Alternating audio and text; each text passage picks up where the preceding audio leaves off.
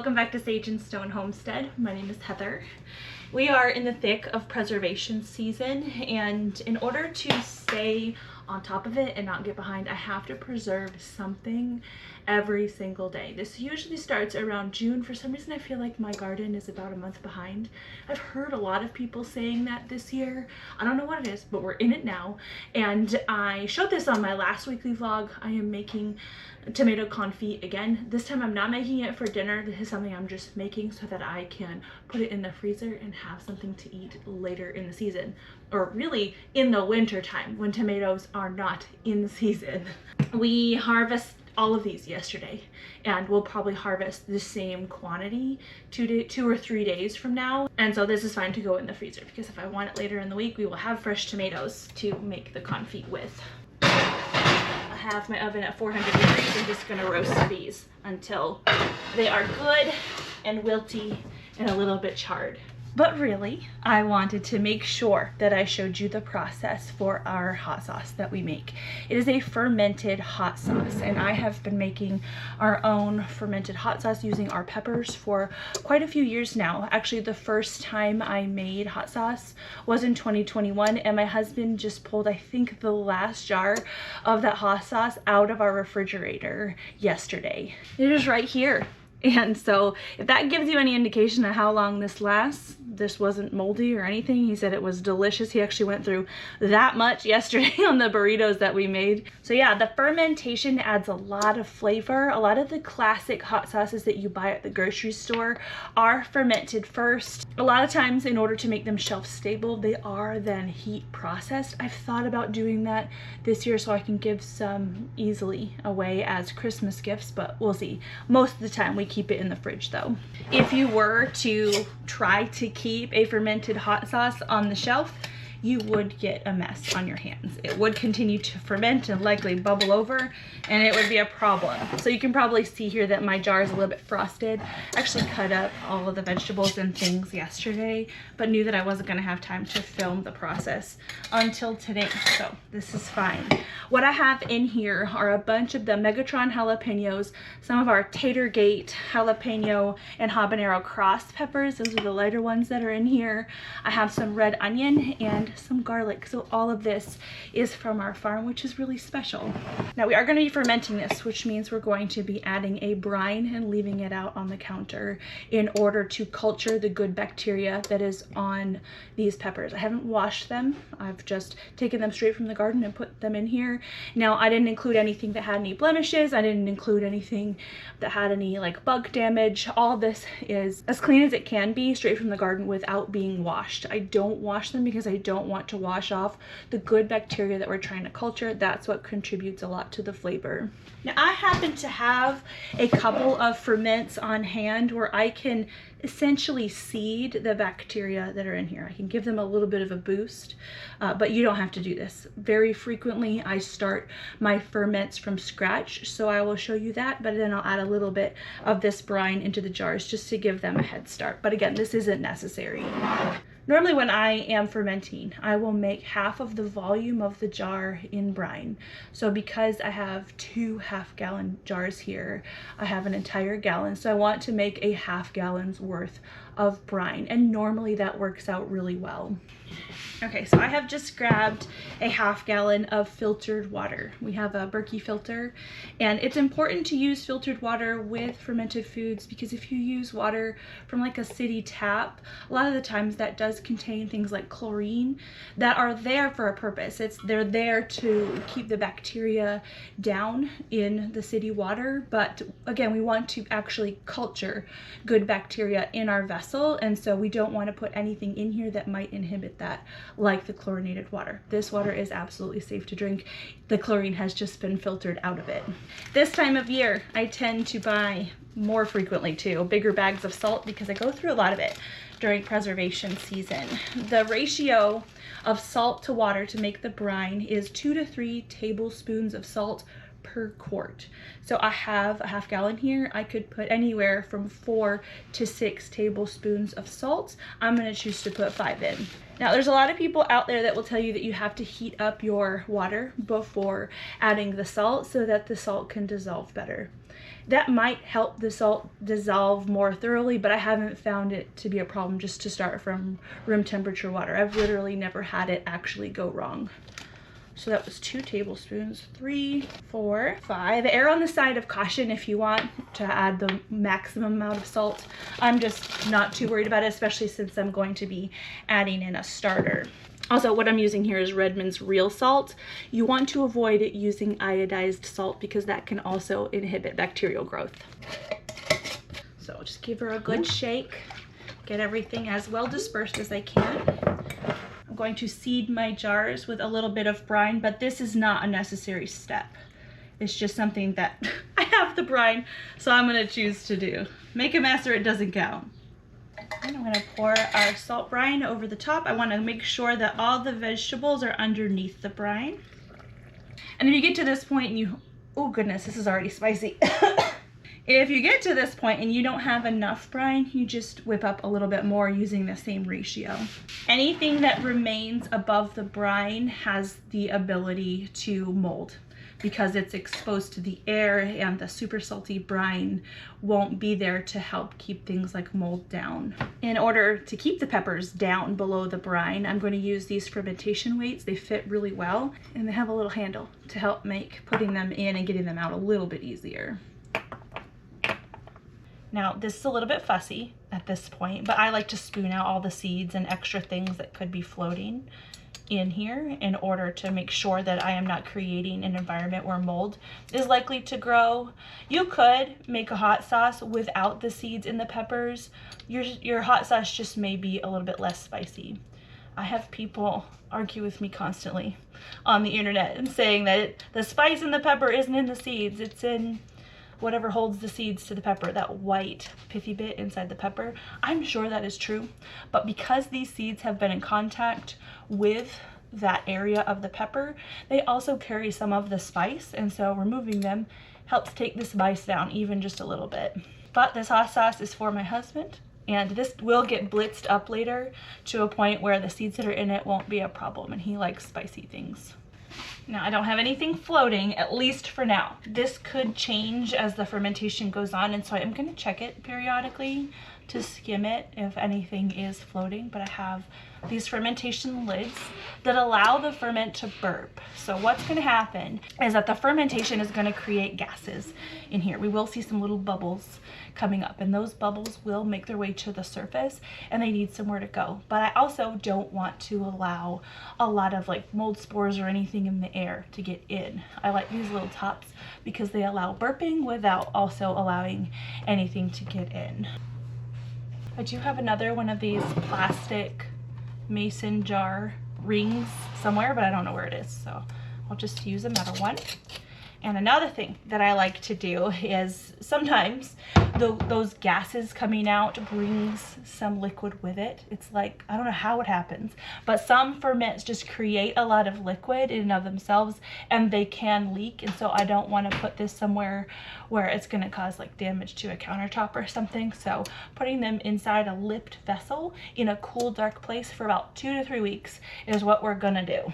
Now, over the next 2 or 3 weeks, I am going to be checking on these again to make sure that nothing's floating and to see if the brine level is gone below the vegetables. We don't want that. I may need to add more brine, but we'll just have to see what happens, and I'll make sure to show you how this progresses. Also, it is time for my afternoon coffee, and I have not tried my stevia extract in literally anything yet. I just strained it this morning, and I'm excited to see what it's like in the coffee. It's got coffee, little goat's milk, and then I don't have my dropper bottles yet, so I'm gonna fish a little bit of this out of here with a spoon. Oh goodness, it's sealed.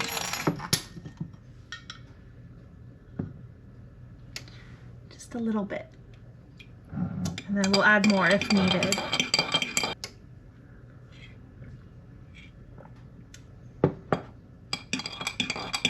Wow. What's funny is I didn't really taste it at first. I may add just a titch more, but the sweetness definitely came in after I tasted the coffee and the milk. Very interesting.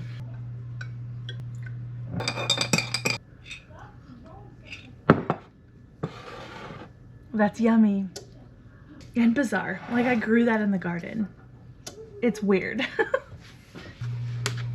Good morning. I've got some overproofed dough again because 'tis the season. It's summertime.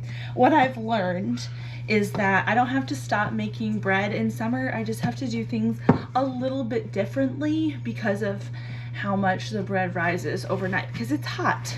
Our house when we went to bed was 77. It did cool down pretty well overnight, but still I am going to actually get these all rolled up and then pretty much put it straight in the oven. In the bread recipe that I use, you're supposed to leave the bread in the pan for about an hour until it rises about an inch above the rim. It's not necessary for me in summertime.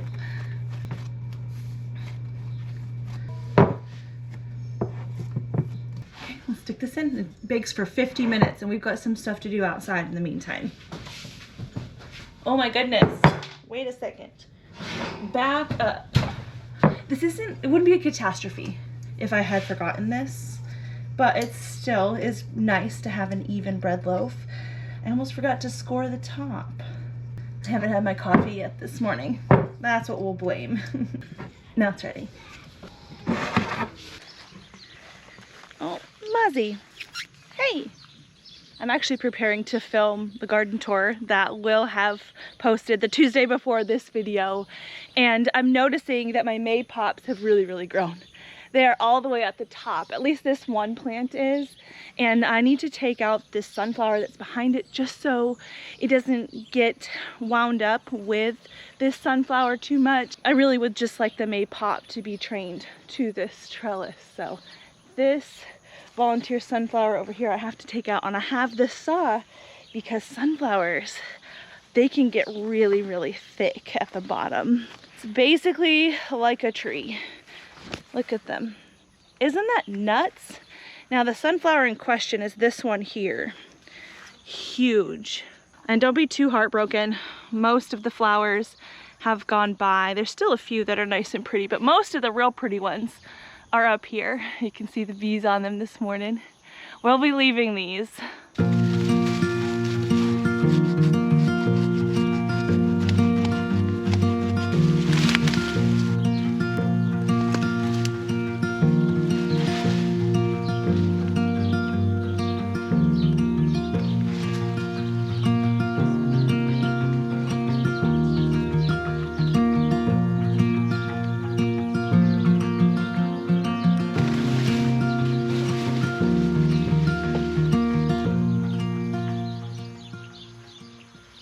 There we go. That's a lot better. I do have this smaller May pop vine here. This one's probably smaller because it isn't getting a lot of sun. So I may take out this guy here.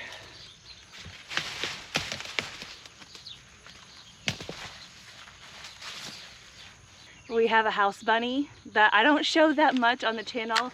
We see him pretty frequently on the members' live streams, but he's been really loving his daily sunflower treat. Baby. Look.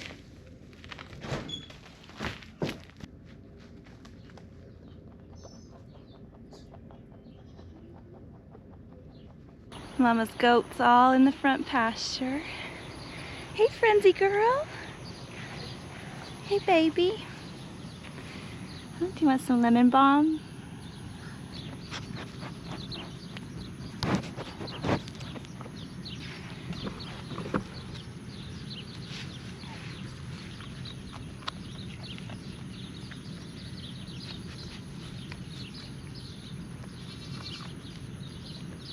Yeah, it's not your favorite, is it? She wants to like it. You're so cute. We'll leave her there with that. I'm actually surprised nobody else came running. A lot of goats really like the lemon balm.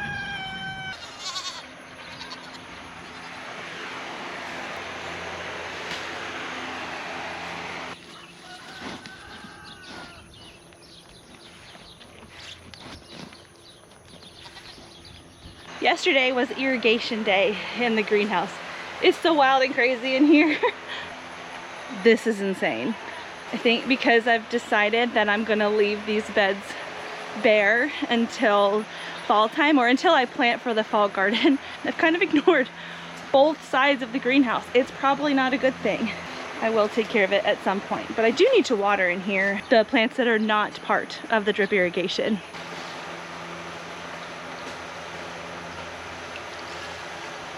I'm really not great at growing in green stalks. I would love to be great at growing in green stalks. I know that one of the issues that I have with them is that when it's the heat of summer, a lot of the times, especially with these smaller pockets, they need watering once a day in the heat of the summer, and I'm just not good at remembering to do that. This poor green stalk, it's seen better days. A lot of what's in here are perennial plants, and they should come back once I get the gumption to really trim them up and baby them a little bit. But for now, I'm just keeping them watered. I'm doing the bare minimum.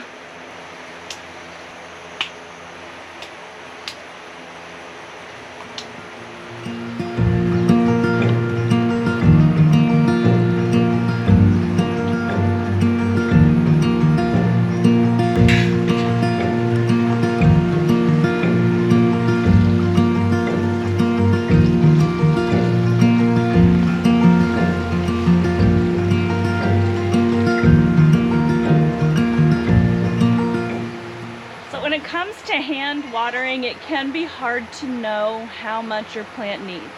A lot of plants need about an inch of rain or hand watering or drip irrigation every week, sometimes more if it's windy or if it's super sunny. And it all really does depend on your soil. If you have a sandier soil, the liquid is just going to move through that a lot faster, and because of the lack of organic matter, it's not going to retain a lot of the moisture, and so you may find that you need to water more often. But how it was taught to me to judge 1 inch of water when it comes to a bed like this is what you do is you take your wand, whatever you're going to be watering the bed with, and you hold it over a 5-gallon bucket and count in seconds how long it takes to get about an inch of water at the bottom of the 5-gallon bucket. And that, in theory, is about how many seconds you should water each plant. So for me, that's around 20 seconds. In this bed, I tend to do the 20 seconds twice. So I'm going to move on to the next plant. It's probably been more than 20 seconds since we've been talking, but I'll go down the whole bed, 20 seconds each plant, and then I do it one more time. Just because this bed is so tall, I would really love to soak the soil all the way through if I can, at least as deep as I can. The deeper that I can soak these roots, the deeper that they actually grow. Now, every plant genetically has like a maximum root length, but we'd like to achieve that if we can. Also, remember, too much of a good thing is possible. You can flush nutrients out of the soil with too much water, and so keep that in mind as well. I run the drip irrigation and do this hand watering twice a week.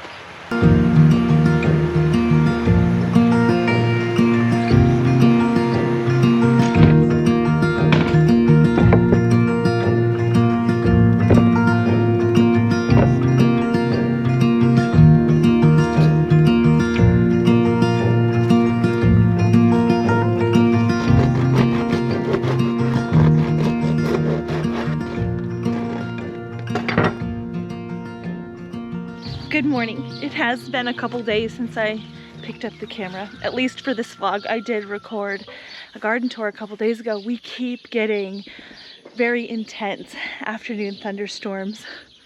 Sorry, hang on. Distraction. Look at this adorable baby. Hi, Mozzie. What are you doing down there?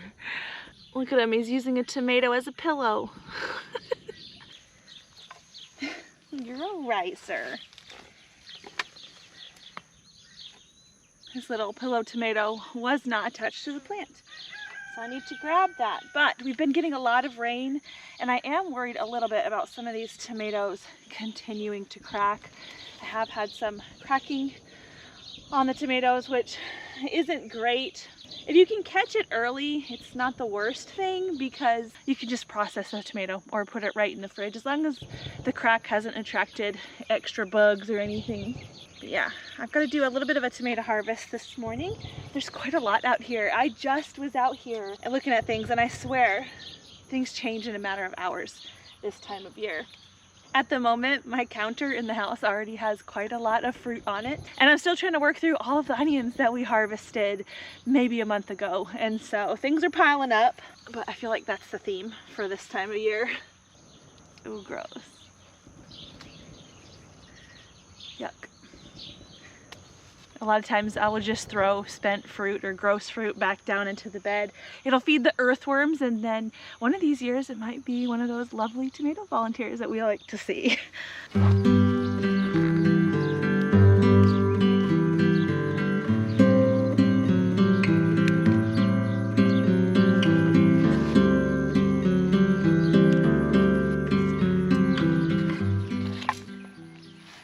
Now, some of these over here are turning red because they have disease or damage on them. This one looks okay. Even that one is somewhat okay. This looks like it was probably from a tomato hornworm that ate some of the tomato surface and then it scabbed over. Very likely. I still have, you know, half a tomato here. That's worth it to me. Not a lot of cracking, which makes me happy to see. Let's see back here. This you might confuse for blossom end rot, but it's not. That's also tomato hornworm damage. Probably still plenty of usable fruit on there, but some of them, the damage has caused a compromise. This is not something I'm gonna harvest. There's actually kind of a lot of that on this particular plant. Some of the fruit's okay though. Maybe. That looks like mold. There's quite a bit of fruit on the ground over there. Definitely want to get these up off the ground. Yeah. Contact with the ground can very quickly go south. These look okay though. The ground is where bugs live. The ground is where a lot of plant diseases kind of take root and thrive. And with all the moisture that we've had, it just makes things exponentially worse, potentially. I didn't expect to get a full basket today, but I think we're going to. The damage on this tomato right here, this looks like sun scald. It's wilty and almost bleached out, kind of leathery feeling. It's got an okay bottom. We'll put it in the basket.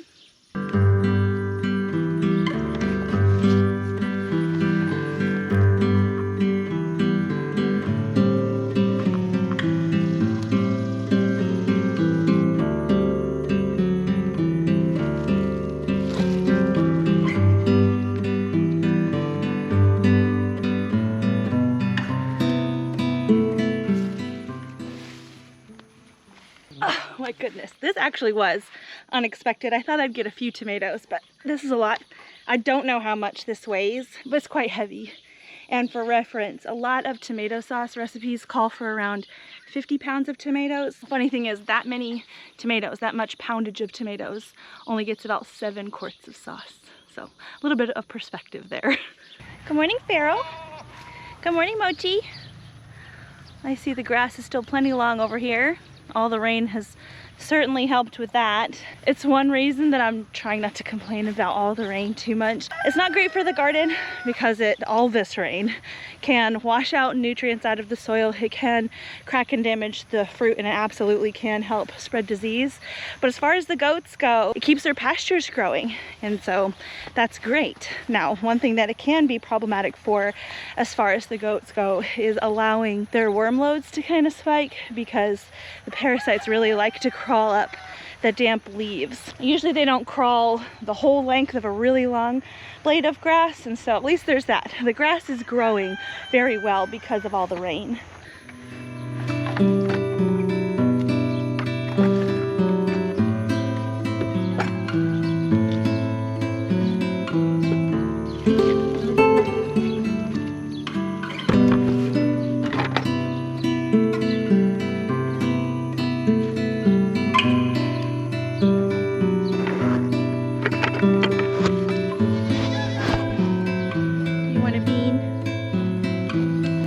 Boys, I do need to come out and feed grain, but I'm gonna dump out the water of these first.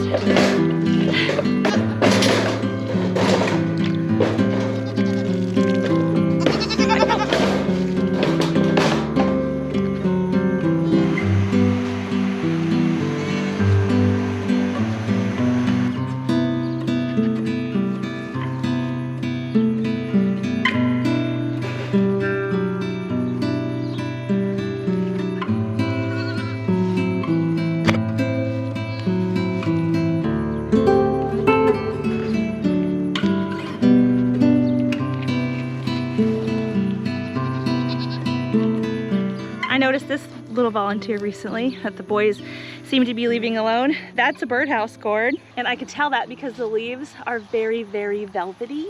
And these flowers, which don't open during the day, they open at night, but they're white and they're gorgeous. The birdhouse gourd is pollinated by moths, which is super cool. We'll leave it, see what happens. I noticed there's actually another one down there underneath Farrell. See it? I have one volunteer slicer sized tomato in here. No, nothing blushing. And I'm very eagerly anticipating some of my armpit melons ripening very, very soon. It feels like it takes forever. These are going to ripen, mostly orange on the outside. Everywhere you see a dark green, that's gonna turn orange. And then the light green areas will turn white. Nothing yet. My bags of soil have been sitting out in the rain. Oh my gosh. Guess it's good they're not dried out. So I've got down here a seed cell tray. None of these have been used yet. I'm really excited to break these in with our fall and winter starts already in July.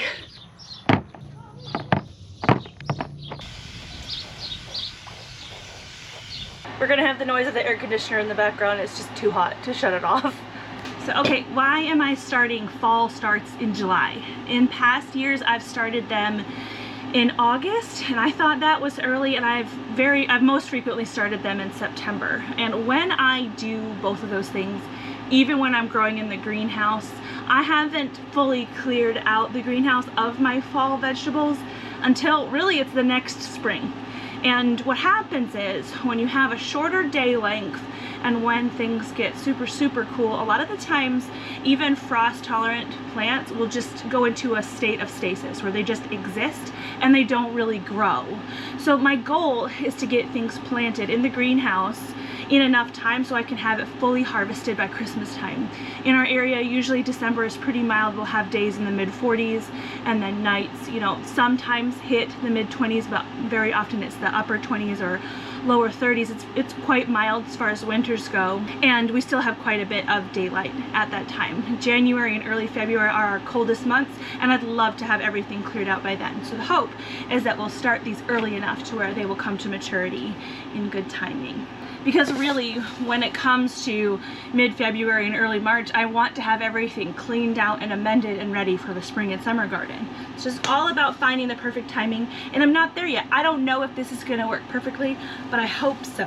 The hope is to get all of these starts transplanted into the greenhouse in mid-September. It may depend on the temperatures that we're getting, but that's what I'm shooting for. Now I'm only starting a few things. We know what we like and we want a lot of it. And so I've got 4 different plants here. This one doesn't have a picture on it, but it's the Green Magic Hybrid. This is the broccoli that we've been growing for a couple seasons now, and it is very reliable and very delicious and works very well in the heat. So we love it. This is a cabbage that we have grown a lot of in years past. It also does very well for us here.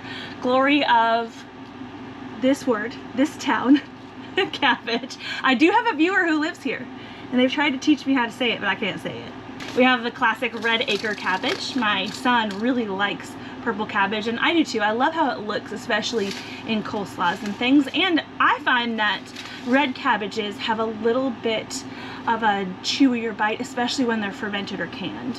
And I don't mean chewy by a bad thing. I mean that they've got more substance. They don't loosen up a lot or like get super soft. And then this one has also been a tried and true for us, Purple of Sicily cauliflower. This is a lot more like broccoli than cauliflower in texture. It's pretty tolerant of the heat, and it's beautiful. So I have my potting mix in here. That's all I use is that Coast of Maine Potting Soil. The cheapest I have found at potting soil is actually on Amazon. Locally we can get, it's a 1 cubic foot bag for $20. It's very expensive, but online, and I'll see if it's still going, I'll link it down below. If it's not, I'll let you know down below, but you can get a 2 cubic foot bag for $20 delivered straight to your house. So that's obviously the better deal. I hope it's still going on. Now, one of the problems that I have when starting seeds is I will very often plant them too deep. So I'm going to try very, very hard not to do that. Sometimes I get to talking and I don't realize what I'm doing until I'm editing, and general rule of thumb is you want to plant a seed twice as deep as it is wide. In my case, since I am good at planting them too deep, I'm going to go for a little bit shallower than that because I don't know that my estimations are that great.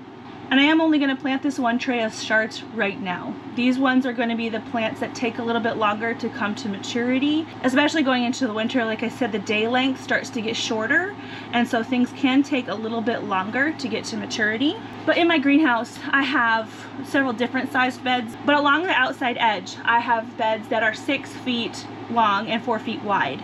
And when you have a plant like a broccoli that really likes to have a 2-foot spacing for like the maximum yield, this is perfect because I can fit 3 long and 2 deep in that bed. So this equals one of those beds as far as starts go. So this line here marks that's all of those beds filled, and then the rest is for the longer beds that are in the middle, which also will have different things in them. I'm gonna plant roots, I'm gonna plant peas. We're just gonna start these today because these are gonna take longer. Now we have decisions. I think I'd like 2 beds of the purple of Sicily, 6 beds of the broccoli, and then 2 beds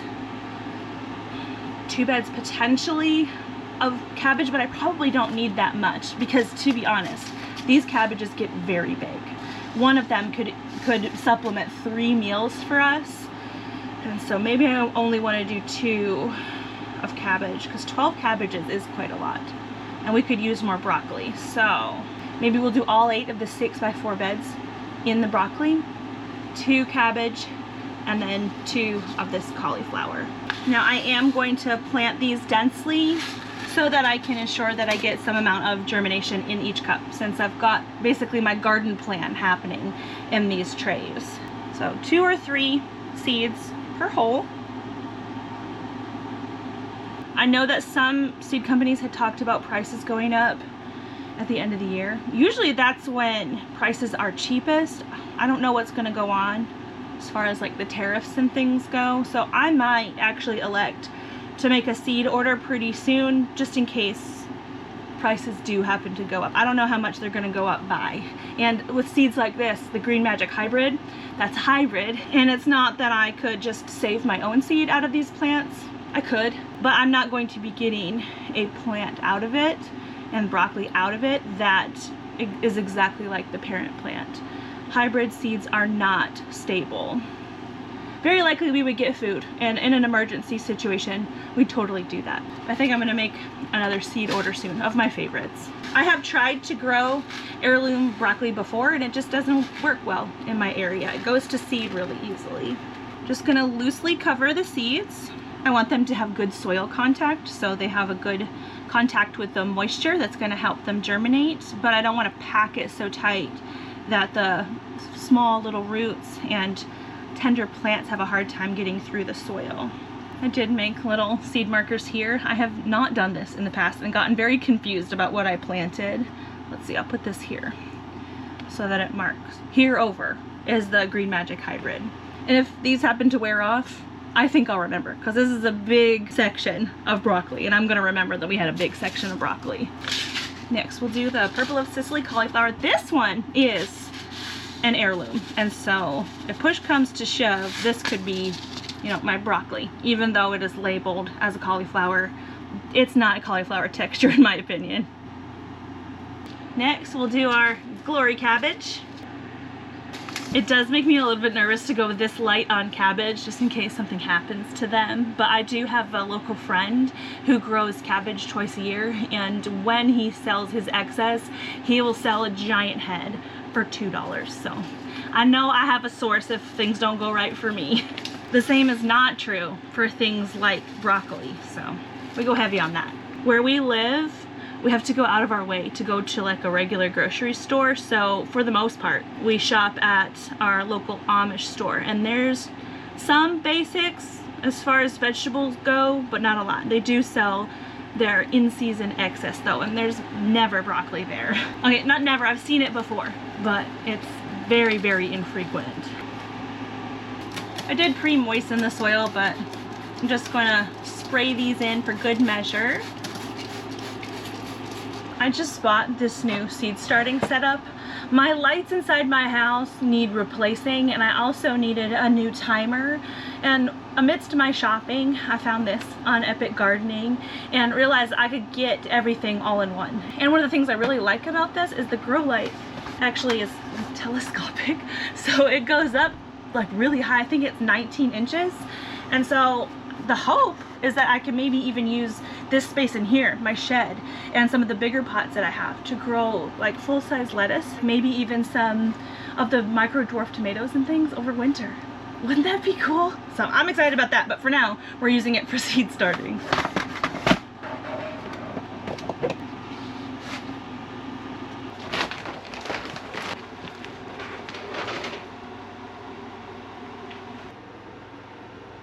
So we've got full spectrum light up here, and it came with this timer, which is really cool.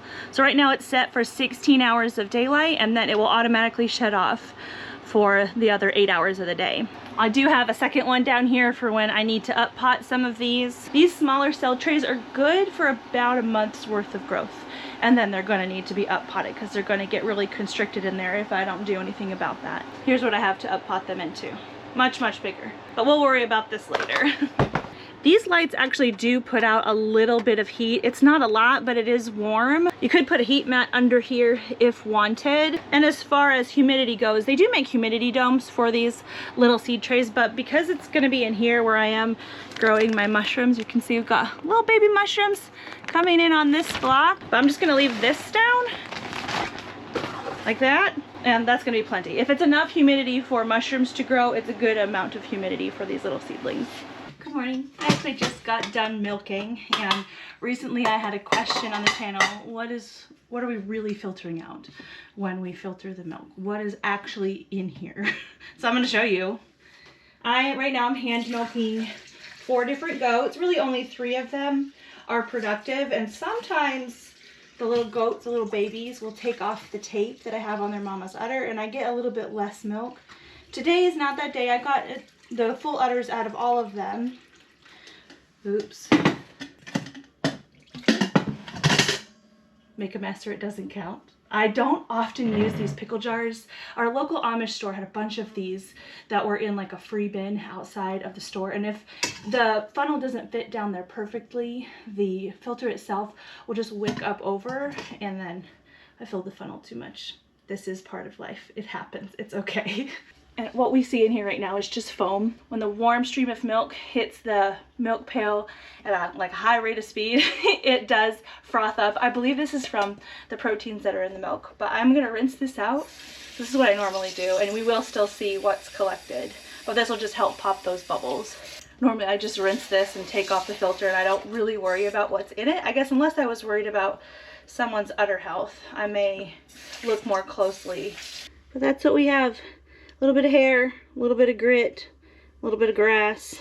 And even though we do wash off the goats' udders before we milk, they do still have hair on their udders, and they do still have hair on their bellies, and there's still things kind of floating around the air in the barn, and that's what we've picked up, and that's okay. We filter it out. It's a pretty common misconception that raw milk is just going to be automatically ruined if anything gets in it. Now, of course, there is a limit, but raw milk is a living thing. There's enzymes and probiotics in it that actively work against anything that could have been on these hairs and things, and so this doesn't mean the milk is bad. Honestly though, if we did leave this in there long enough, like let's say I wanted to put this milk pail in the refrigerator for a few days before filtering it, I have done that in the past and we've gotten away with it, but that's just going to increase the amount of potential bad bacteria that's in the milk, and you don't really want to tip the balance in the wrong direction. So filtering it out ASAP is how we can ensure that we have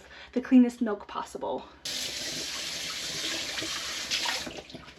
Actually, I do need to finish my dishes here. This here is one of my stoneware pans, and it's messy from me roasting tomatoes. That's like the extra yummy, sweet, sticky tomato goodness left on there. I need to wash that out so I can do it again. I've been making roasted salsa and canning it up. Here is what our tomato harvest looks like from a couple days ago. They've definitely gotten a lot more red. I picked many of them greenish. This one is a Dr. Witchy's. But yeah, I'm excited to get more salsa going. So I did the responsible thing and I mowed the lawn before starting the salsa, and I've got about 6 pounds of the slicer tomatoes cored and either halved or quartered and laid out on this baking tray. The oven is preheating to 400 degrees and I haven't skinned these. The other ingredients that are going into the roasted salsa are going to be some jalapenos. I've got some onions over here. I need to go grab some garlic, and later on we'll put in some cilantro, lime juice, and honey. This is actually a recipe that I got from Roots and Refuge channel. I'm going to link it down below. This is very good. It is the salsa that I have been making ever since I saw Jess do it on her channel, and it's a staple. It's something that I don't want to be without. It's one of those things that's really easy to grab and go, to make a meal out of, and I love it. So as you can see, I'm just very roughly chopping these jalapenos. Yes, when you chop hot peppers, it is a great idea to have gloves on, but also if you're just mindful and you wash your hands, especially with a good soap like Dawn dish soap, for me it's a non-issue. Obviously you can add or not add any of the ingredients that you like or don't like. So I want it to be a medium salsa, so we're going to add a decent amount of jalapeno. And for reference, I do have some scraps in a bowl over here. I am going to give these to my pigs. I'm not sure if pigs can taste spice, but in the off chance that they can, I do not feed hot pepper refuse to my pigs. You can feed that to chickens because chickens don't have the capsaicin receptor, but I do have goats in with my chickens right now, so we're just going to compost the hot pepper parts. Now I am kind of evenly dispersing all the ingredients on the tray here. It's not really necessary to do that. At the end of this, we are just going to put it all together and blitz it up into kind of more of a restaurant style consistency of a salsa. And in the past, I have done basically all of the tomatoes, probably a tray and a half of tomatoes, and then the rest with the onions and peppers and garlic. And that's been fine too, since it all winds up in the same place.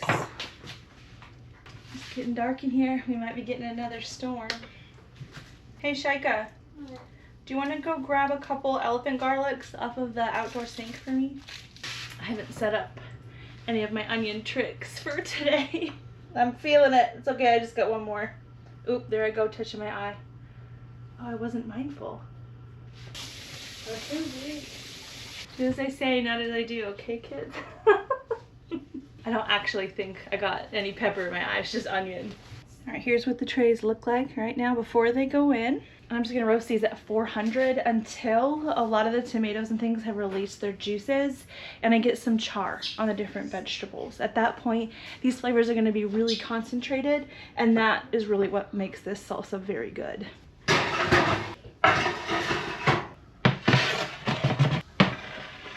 It is much later at this point. I actually lost track of time and needed to do my live stream that we did this week. There we go. Now you can see what's going on. We've got a good caramelization of all the things, and a lot of the tomatoes are very well caramelized and everything is well reduced. And this serves to just really amp up the flavor of the salsa. So everything is much colder than it would be if I was doing this at the proper timeline, but that's okay. I'm gonna put everything in my big pot here and heat it back up because I do plan to can this. Even though this isn't an approved canning recipe, this is something that I'm comfortable doing, but this salsa also does freeze very well.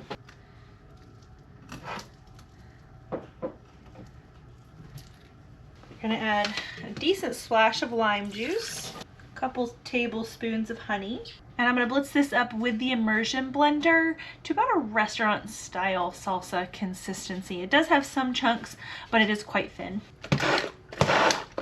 Stirring this around to try to make sure I'm getting some of the big chunks. We can get sometimes some big chunks of pepper or onion, and while that's not necessarily the worst thing, it's better if it's a little bit more cohesive. Then I'm going to toss in a good bit of cilantro. Obviously, this part is totally optional. If you do not like cilantro, we quite like cilantro. And this is from the store. I didn't preserve any of my own this year. Now, because I'm canning this, I do want to heat this back up to boiling so that I can load my hot salsa into the jars and can it up without any jars breaking. Now, again, this is not an approved canning recipe, but I do pints for 20 minutes. But you can see the consistency right here. Lovely.